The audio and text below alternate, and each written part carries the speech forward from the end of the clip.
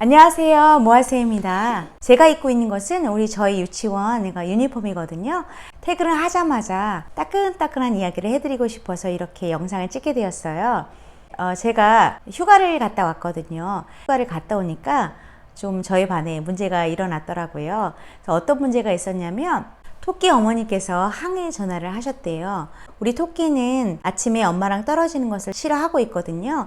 근데 토끼 성격은 조금 소심하고 자기 표현을 잘 못하고 조금 조용한 친구예요. 어떤 항의를 하셨냐 하면 곰돌이가 토끼를 때린다고, 토끼가 집에 오면 이야기를 한다고 그런 이야기를 하셨대요. 근데 우리 곰돌이는요, 반에서 아주 유명한 친구예요. 되게 밝고 명랑하지만 친구를 굉장히 자주 때려서 작년에도 친구를 굉장히 많이 때려서 좀 문제가 됐었고, 저희 반에 올라왔는데 아니나 다를까 많은 친구들을 때려서 많은 학부모님들 사이에서 이름이 오르락내리락 하는 그런 친구였어요. 그 항의 전화를 받았으니 디렉터가 토끼 어머님께 이렇게 말씀드렸대. 일주일 동안 관찰을 하고 또 어떻게 지도할 것인지 이야기를 드리겠다고 그렇게 얘기를 했다고 하네요. 이 일은 비단 저의 반뿐만 아니라 여러분들 반에서도 충분히 언제든지 일어날 수 있는 일들이잖아요. 여러분들이라면 어떻게 이 친구들을 도와주고 또 어떤 이야기를 학부모님들과 나누시겠어요? 저의 방법을 말씀드릴게요. 항상 말씀드리지만 저의 방법은 정답이 아니니까 여러분들은 저의 방법을 참고하셔서 더 좋은 방법으로 해결하시기를 바랄게요. 저는 이제 그 이야기를 들었을 때 먼저 곰돌이와 토끼를 어떻게 도와주고 어떻게 지도할 것인가 하는 그런 지도 계획을 세웠고요. 또 어떤 말로 곰돌이 어머님과 상담할 것인지, 또 토끼 어머님과 상담을 할 것인지를 생각을 했어요. 그럼 지금부터 제가 어떻게 곰돌이를 도와주고 있는지, 또 어떤 효과를 받는지 이야기를 해드릴게요. 늘 항상 저희가 문제가 발생하면 아이들과 이야기를 나누잖아요. 왜 친구를 때리면 안 되는지, 또 곰돌이가 친구를 때렸을 때 친구 마음은 어떤지, 또 곰돌이가 친구를 때렸을 때 어떤 결과가 일어나는지, 선생님과 엄마는 슬프고 또 곰돌이는 혼이 나기도 하고, 또 친구들이 어쩌면 곰돌이를 싫어해서 곰돌이랑 놀기 싫어할 것이라는 그런 이야기를 하죠. 제가 곰돌이와 그런 이야기를 나눴을 때 우리 곰돌이는 당연히 알았다고 이야기를 하고 다시는 친구들을 안 때린다고 이야기를 했어요. 그런데 여러분들이 생각하기에는 우리 곰돌이가 친구를 안 때렸을까요? 아니죠. 행동을 교정할 때는 연습이 필요하잖아요. 그래서 곰돌이한테는 연습이 필요해요. 곰돌이와 함께 어떤 연습을 했냐면요. 일단 곰돌이에게 맞은 경험이 있는 친구 토끼에게 데려갔어요. 그리고 나서 토끼의 마음을 확인시켜줬어요. 제가 직접 곰돌이가 보는 앞에서 토끼에게 질문했어요. 토끼야, 곰돌이가 때렸을 때 너는 마음이 어땠어? 그럼 토끼가 이제 자기 마음을 설명하겠죠. 곰돌이가 너를 그렇게 때리면 토끼는 곰돌이랑 놀고 싶어? 그러면 이제 토끼는 당연히 싫다고 하죠. 그러면 곰돌이는 직접 친구의 입에서 그 소리를 듣게 돼요. 아, 내가 친구를 때리면 친구들이 다 나를 싫어하고 나와 놀기 싫어하는구나 하고 느끼게 돼요. 그러면 토끼야, 곰돌이가 너를 안 때리고 좋은 말 쓰고 같이 사이좋게 지내면 토끼는 곰돌이랑 친구할 거야? 그러면 토끼가 그러겠다고 얘기하겠죠? 그럼 곰돌이가 어떻게 하면 친구가 나와 놀 수 있는지 이렇게 듣게 돼요. 그리고 나서 곰돌이의 행동 교정이 들어갔는데요. 아이들을 막 혼낸다고 해서 무섭게 막 이야기한다고 해서 아이들 행동이 교정하는 건 아니거든요. 여러분들의 행동도 여러분들의 습관을 고치실 때 누군가 여러분한테 막 싫은 소리를 하고 막 뭐라고 한다고 여러분들의 행동이 교정되는 건 아니잖아요. 도리어 감정만 상하죠. 아이들도 마찬가지잖아요. 그러니까 어떻게 우리 곰돌이를 도와줄 수 있는지 제가 이제 저의 방법을 소개해 드릴게요.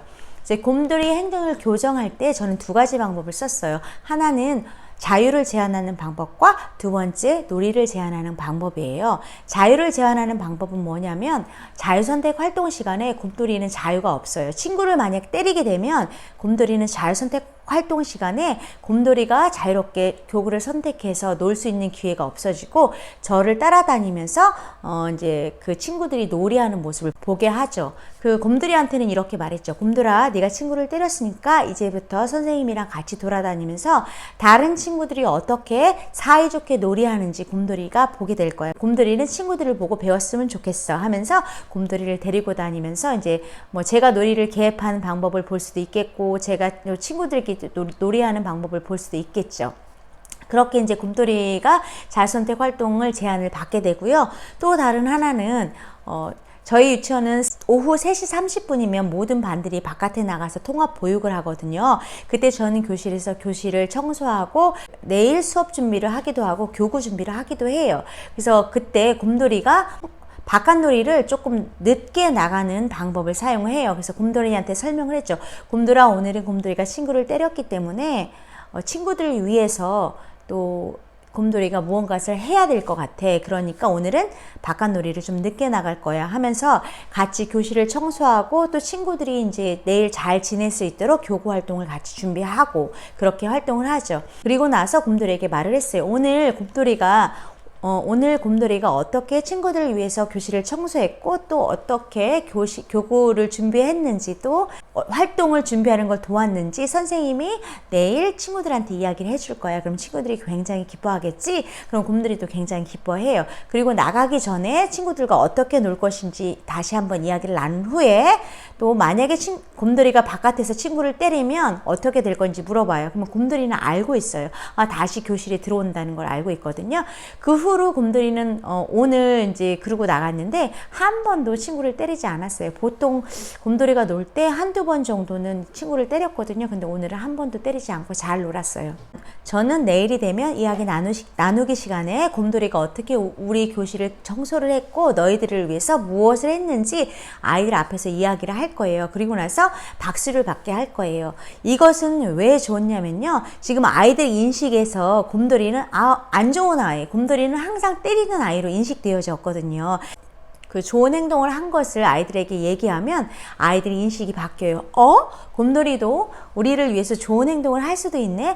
곰돌이도 그렇게 나쁜 친구는 아닌가 봐. 곰돌이는 이 방법들을 통해서 아마 행동이 점점 좋아질 것을 기대를 하고요. 지금도 조금 많이 좋아진 상태예요. 그리고 나서 우리 토끼를 위해서는 어떻게 도와줄까 그거를 이야기할 건데요. 우선 토끼의 마음을 읽어줄 거예요. 곰돌이가 토끼를 때렸을 때 토끼의 마음은 어땠는지, 그리고 나서 이제 토끼의 마음을 공감을 해주고요. 그 다음에 토끼의 마음을 표현할 수 있는 시간을 줄 거예요. 그리고 이제 토끼에게 친구나 곰돌이가 토끼를 때렸을 때 또 토끼의 장난감을 빼앗아 갔을 때 어떻게 대처하면 되는지 그 대처 방법을 제가 가르쳐 줄 거예요. 물론 토끼는 그런 경험이 많지 않기 때문에 어떻게 대처할 줄 모르기 때문에 저의 방법을 가르쳐 줄 거거든요. 저희 반 토끼에게 가르쳐 준 방법은 그런 일이 생기면 때리지 마! 때리면 안 되는 거야. 아파! 뭐 이런 식으로 얘기를 하고 난 다음에 그 때린 친구를 떠나서 선생님에게 이야기하도록 이야기를 했어요. 그런데 토끼도 마찬가지로 제가 한 번 이야기한다고, 선생님이 한 번 이야기한다고 토끼의 행동이 변화될 것이라는 것은 기대를 안 했거든요.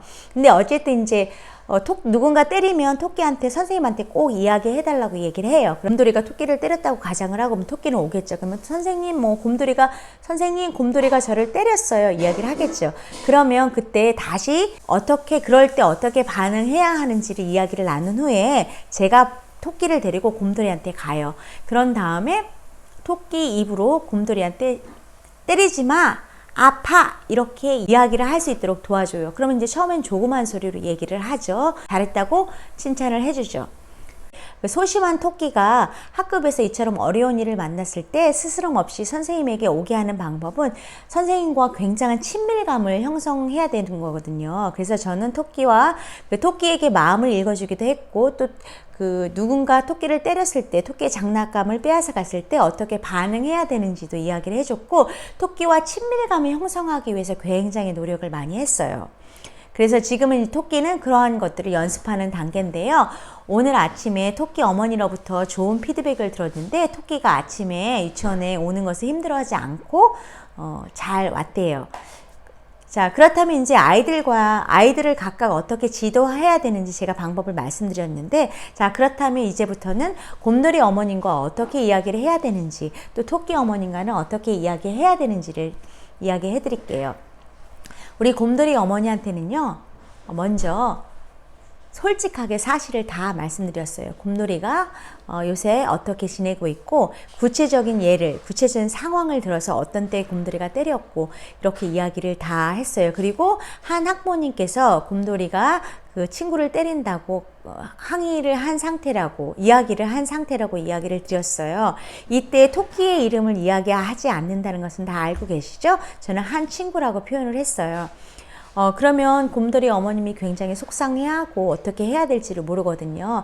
곰돌이 어머니와 상담하실 때는 곰돌이의 잘못된 행동에 초점을 맞추기보다는 어떻게 우리가 협력하여 곰돌이를 도와줄 것인가에 대해 초점을 맞춰주세요. 그리고 어떻게 곰돌이를 도와줄 것인가. 제가 아까 곰돌이에 실행했던 그 방법들을 곰돌이의 어머니에게 설명을 해주시는 거예요. 그리고 나서 가정에서도 유치원에 갔다 오면 곰돌이가 유치원 생활을 어떻게 했는지 평가하고 잘했으면 칭찬해 주시고 또 잘하지 못했다면 잘하게끔 격려해 주시라고 이렇게 이야기를 했어요. 그래서 곰돌이 어머님도 굉장히 고마워하셨는데 곰돌이 어머니의 또 다른 걱정은 곰돌이가 그 반 사이에서 인식이 안 좋아질까 뭐 그런 염려되는 부분들을 말씀하셨어요. 그래서 제가 곰돌이의 입장을 어떻게 대변해주고 곰돌이의 입장을 어떻게 보호해 주었는지 그 말씀까지 설명해 드리니까 굉장히 마음을 편안해 하시고 고마워 하셨어요. 자, 그렇다면 이제 우리 토끼의 어머님과는 어떻게 이야기를 할까요? 이미 토끼 어머님과는 제가 이제 디렉터로부터 토끼 어머님이 염려하셨다는 것을 들은 후에 토끼 어머님과는 말씀을 나눴어요. 제가 지켜보고 어떻게 토끼를 도와줄 것인지 곧 이야기를 할 거라고 하고 난 후에 한 일주일 정도 이제 막 하다가 오늘 토끼 어머니와 이야기를 나누게 되었는데요. 일단 제가 토끼와 어떻게 무슨 일을 하고 있었는지 또 하고 있는지 어떻게 토끼를 도와주고 있는지 학급에서 있었던 일을 이야기를 해줬어요. 토끼의 마음을 읽어주고 또 토끼의 자신감을 높여주기 위해서 학급에서 많은 기회를 제공하고 저와 더욱더 좋은 관계를 친밀감을 유지할 수 있도록 도와주고 있다고 그렇게 말씀을 드렸어요. 그리고 나서는 어떻게 친구가 때렸을 때 대처하는 방법도 이야기하고 무슨 연습을 하고 있는지까지 얘기를 했어요. 곰돌이 어머니와 말씀을 나눴다는 것을 얘기하고 곰돌이 어머님도 집에서 곰돌이를 도와주고 있다고 그렇게 얘기를 드렸더니 굉장히 감사하셨어요. 이때 선생님들이 그 두 분 사이에서 중재를 잘 못하시면 학부모님들끼리 싸움이 일어나고요. 뒤로 굉장히 많은 소리가 돌아요. 뭐 곰돌이가 누구를 때렸네, 누구도 때렸네 그러면서 사실과 상관없는 이야기가 굉장히 많아지면서 곰돌이와 곰돌이 어머니가 힘들어하는 일이 생기실 수도 있거든요. 그러니까 그런 일이 일어나지 않도록 적절하게 중간에서 도와주는 게 참 좋을 것 같아요. 오늘 저의 경험이 또 오늘 저의 생각이 여러분들에게 도움이 되셨나요? 도움이 되셨기를 바라며 저는 다음 영상에서 더 좋은 영상으로 만나 뵙겠습니다. 감사합니다.